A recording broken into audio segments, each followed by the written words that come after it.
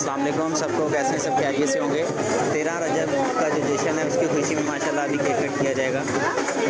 तमाम देखने वालों को, सुनने वालों को, ज़ायरीन को 13 रजब की बहुत बहुत मुबारक हो। मौलाली का जश्न विलादत है।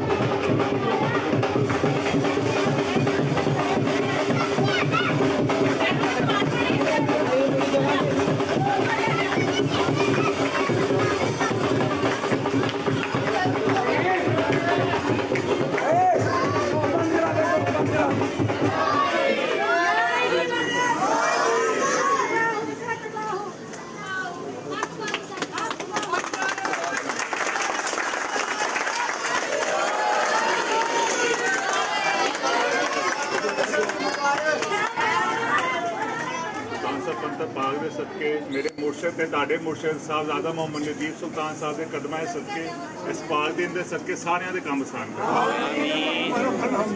आमीन सुभान